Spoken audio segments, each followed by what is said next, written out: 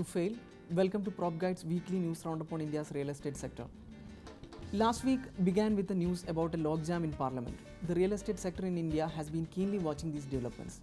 Two bills that are considered very crucial for the sector have been pending for clearance, namely the land bill and the real estate bill. Last week also saw builders and developers demanding for a real estate revolution in India. They said a revolution of the same scale of white and green revolutions are essential for the real estate sector to meet India's growing demand for homes. PropTiger.com has released its quarterly review report on India's real estate sector. The report says that there is a drop in sales for 18%, but it also says that prices are likely to remain stable. The report says that Bengaluru, Noida and Mumbai have the maximum number of unsold inventories. Here we have Mr. Ankur Dhawan, Chief Business Officer of PropTiger.com, who will explain to us more details from the report. Hi Ankur, welcome to PropGuide's weekly news roundup discussion. Thank you.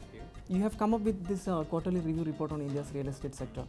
The report says that there's a drop in sales, but at the same time it says that the prices are likely to remain stable. Why is it so?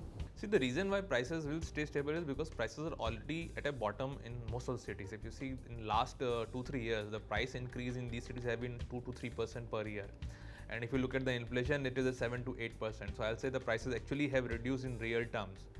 If you look at the cost for the developer, if inflation is going up, the construction cost is also going up. So they don't save there. Even in terms of the approval process, which they have spent money on, is not going to help them. And the interest rates which they are paying to the banks and the NBFCs is also not going down. So I don't see their cost structure improving at all, or their margins improving to reduce the prices. So they will hold on the prices.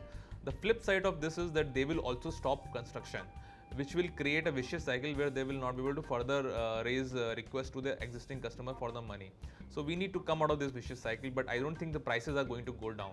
So from a home buyer's perspective, there's no point if I wait for a price decline. So if you are an end user, I think you should not wait for the price decline, but you should start negotiating with the developer. Right now, developers are willing to negotiate, and also they are giving a lot of good schemes, such as possession link plan and the subvention scheme. I think this is the best time for an end user who looks to buy a home to get into the negotiation and get some discount from developer.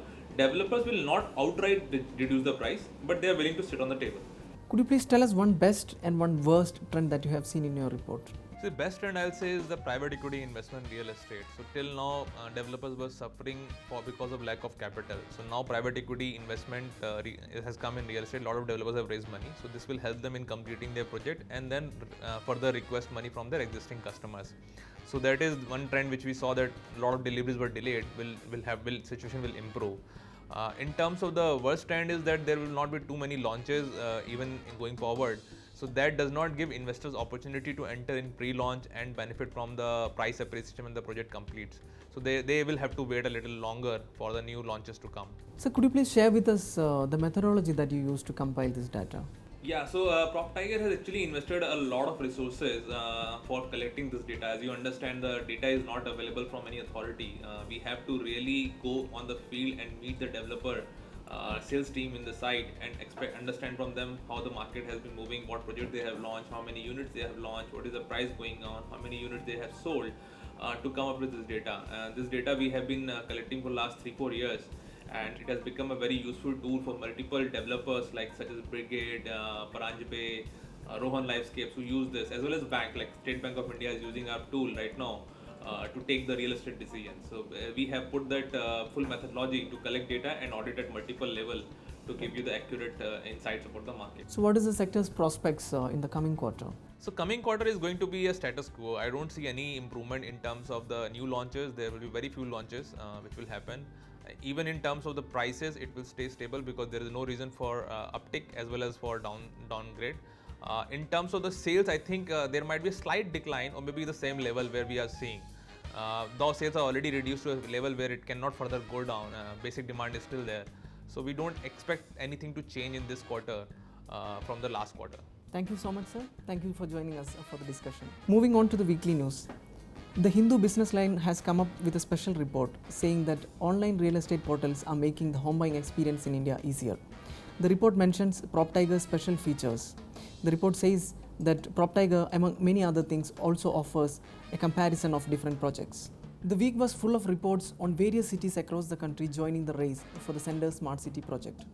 Navi Mumbai, Bhubaneswar, Rajkot are among the many other cities who have joined the race. Jammu and Kashmir, which is the only state in India that has two capital cities, has selected both Srinagar and Jammu for the project. Among the new projects, Shobha Group has launched its new boutique project in Bengaluru. It is spread over an area of 3 acres of land. Last week, we also heard a great news. A new record was set in India's real estate business. A triplex penthouse in Mumbai was sold for rupees 202 crore. It was the highest ever price for a residential apartment in the country. That's all from PropGuide's weekly news roundup. Stay connected. Goodbye.